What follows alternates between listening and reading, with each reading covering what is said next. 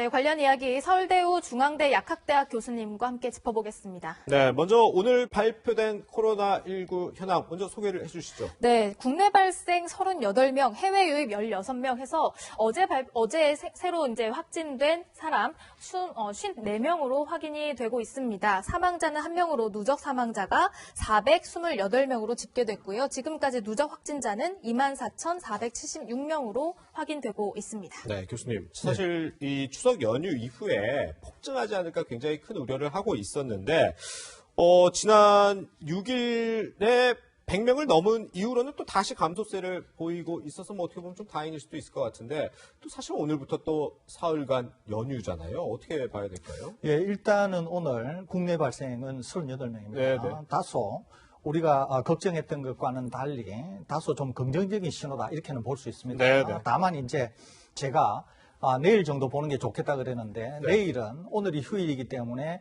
제대로 반영되기는 어려울 것 같고요. 그래서 다음 주 수목금 정도를 보면 추석 연휴에 일어난 일들을 좀 더 확실히 알 거는 같은데 네네. 지금 당장 이 수치만 놓고 상당히 안정세로 접어들었다 이렇게 보기보다는 다음 주 수목금을 좀 더 지켜보는 것이 좋지 않겠나 그런 생각이 듭니다. 그렇군요. 네, 오늘은 한글날이자 연휴 시작 날이죠. 지금 보수 성향 단체들이 이제 도심에서 집회를 예고하고 종종 이제 집회 예고가 되어 있는데 지금 보시는 장면이 이 시각 광화문 광장의 모습입니다, 교수님.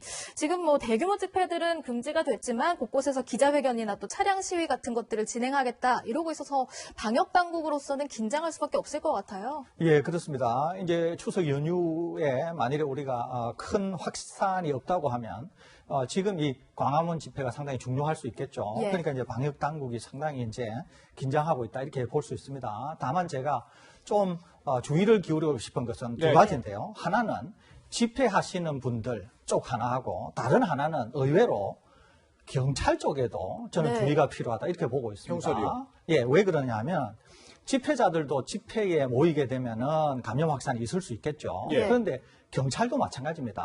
예, 예. 왜냐하면 모이게 될 경우에는 어차피 도시락 등으로 식사를 해야 되는데 그렇죠. 그때는 마스크를 벗을 수밖에 없거든요. 네. 거기에다가 식사를 어디에서 하는지는 모르겠지만 만일에 경찰 차량 버스 안에서 하게 된다. 그러면 밀폐된 공간일 수 있거든요. 그러니까 제가 이 시간에 말씀드리고 싶은 것은 경찰도 지금 이 대규모 시위를 방지하기 위해서 많이 모였을 수가 있는데 예. 이 경찰들 병력에서도 주의를 기울이지 않으면 혹여나 경찰들 내에서 확산이 있을 수도 있기 때문에 경찰 병력을 지휘하는 분들은 이 점에 대해서도 좀 주의를 기울여야 되지 않을까 이런 생각마저도 갖고 있습니다. 그렇군요. 네.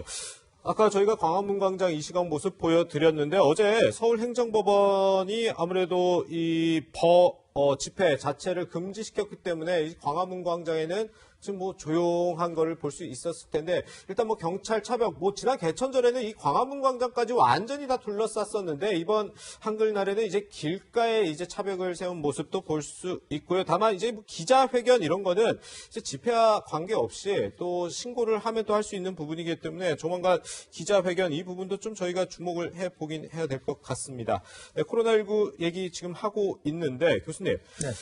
이 부분도 한번 짚어보죠. 곧 있으면 한 50일도 남지 않은 것 같은데 12월 3일 날에 수학 능력 시험이 있잖아요. 이때 수능 때도 코로나19 이 좁은 공간이 많이 밀집될 수밖에 없으니까 감염이 되지 않을까 참 걱정이 되는데 그래서 방역 당국이 내놓은 조치를 봤더니 이 책상 앞에 이런 가림막 하나를 앞에다 세워둔다고 하더라고. 이거에 대해서 탁상행정이다 이런 지적들이 많던데 교수님 어떻게 보시나요? 저는 뭐 100% 탁상행정이다 이렇게 보고 있습니다. 별 효과가 없다. 저는 뭐 그냥 아주 100% 그냥 탁상행정이다 이렇게 보고 있습니다. 예. 예를 들면 지금 이제 송앵커와 저 사이에 가림막이 있는 것은 네.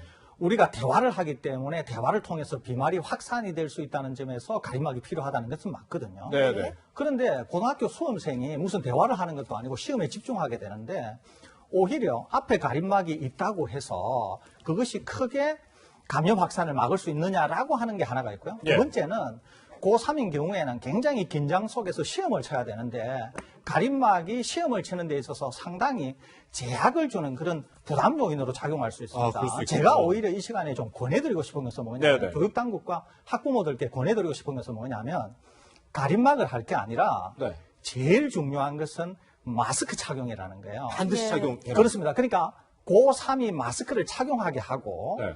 방역 당국이나 부모들께서 가능하다고 하면 부모들은 출입이 안 되니까 방역 당국에서 가능하다고 하면 마스크를 많이 준비해서 한 번 시험이 끝날 때마다 마스크를 갈 수 있는 바꿔주는군요. 그렇습니다. 그런 방안을 좀 제시를 해주고 예. 그다음에 시험이 끝났을 경우에는 그 중간중간마다 환기를 하는 것이 학생에게나 아니면 방역 차원에서 더 도움이 되지. 네. 오히려 가림막이라고 하는 것은 탁상 행정으로서 보이는 것은 될 수 있을지 모르지만 실제로 수험생에게나 아니면은 방역이라고 하는 관점에서 그렇게 도움이 안 되기 때문에 예. 방금 제가 말씀드린 오히려 그런 것들이 학생이나 방역에 훨씬 더 중요하지 않을까 이런 네. 제가 제안을 드려봅니다. 네. 어쨌든 책상 간격을 넓히거나 수험생들이 조금 불편하지 않게 시험을 볼 수 있는 대책들이 마련되었으면 하는 바람이 있는데요. 이런 연구 결과도 나왔습니다. 교수님, 무의식적으로 이 얼굴을 만지는 행위가 조용한 전파를 불러올 수도 있다. 보니까 연구 결과를 보니까 65세 이상 고령자들은 1시간 동안 평균 22번 얼굴을 만지는데 그중에 코를 가장 많이 만진다. 또 아이들은 더 많이 만진다. 45회 이상 만지는데 또 입을 자주 만진다고 하더라고요. 이런 점들이 마스크를 조금 쓰는 것만큼이나 얼굴을 만지지 않는 것도 중요하다. 이런 점을 시사하는 건가요? 매우 중요합니다. 우리가 초기부터 알고 있는 것은 뭐냐면 마스크를 쓰게 될 경우에는 눈, 코, 입을 만지는 것을 마스크가 방배해 줄 수 있다는 거예요. 네네. 두 번째는 손을 통해서 눈, 코, 입을 만짐으로 해서 의외로 감염이 많이 일어납니다. 그래요? 그 중에 특히 코가 제일 취약한 것인데요. 코는 바로 기도와 연결이 되어 있기 때문에 코에 감염이 될 경우에는 다른 부위를 감염시키는 것보다 훨씬 쉽게 감염이 됩니다. 예, 예. 그런데 많은 분들이 무의식적으로 눈, 코, 입을 만지게 되는데 하루 동안에 눈, 코, 입을 만지는 것이 수백 회에 이릅니다. 네. 그렇기 때문에 손에 바이러스가 묻게 될 경우에는 감염 가능성이 상당히 있다는 거죠. 네. 이것도 동시에 무엇을 얘기하느냐 하면 하나는 마스크를 잘 껴야 된다는 거예요. 네, 네. 그렇게 예. 되면은 만지기가 어렵겠죠. 네. 두 번째는 언제나 손에 바이러스가 묻어 있을 수 있기 때문에 네, 네. 비누로 30초 이상 손 세정을 잘해야 된다.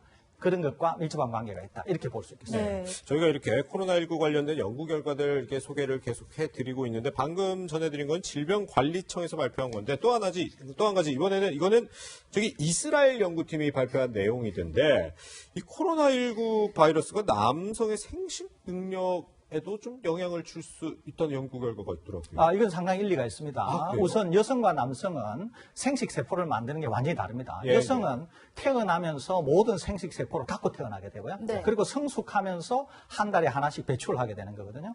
남성은 계속 생식세포를 평생 동안 매일 만들게 됩니다. 예, 예. 그런데 생식세포를 만드는 그 세포에 코로나19 바이러스가 우리 몸에 침입할 때 쉽게 세포 안으로 들어가도록 하는 소위 말해서 수용체가 있다는 거죠. 네. 그래서 그 수용체가 코로나19 바이러스가 이제 침입을 하게 되는데 네, 그 네. 수용체가 어디에 있냐 하면은 생식세포를 만들거나 생식세포를 이렇게 성숙시키는 세포에 이 ACE2라고 하는 수용체가 있다는 거죠. 예. 그러니까 바이러스가 그 수용체에 침입하게 되면은 정자가 만들어지거나 또는 정자가 성숙되는 과정에 상당히 문제를 일으켜서 예. 운동력을 거의 상실하거나 아. 아니면 정자 세포 자체도 매우 적어지는 현상이 있다는 거죠. 예, 그렇게 예. 될 경우에는 수정을 시키기가 굉장히 어려울 수 있기 때문에 코로나19에 감염이 될 경우에는 생식 능력에도 문제가 있을 수 있다. 이게 지금 이스라엘 연구진이 발표한 결과다. 이렇게 볼 수 있겠습니다. 그렇군요. 네. 코로나19 관련된 소식 설대우 교수님과 함께 짚어봤습니다. 교수님 고맙습니다.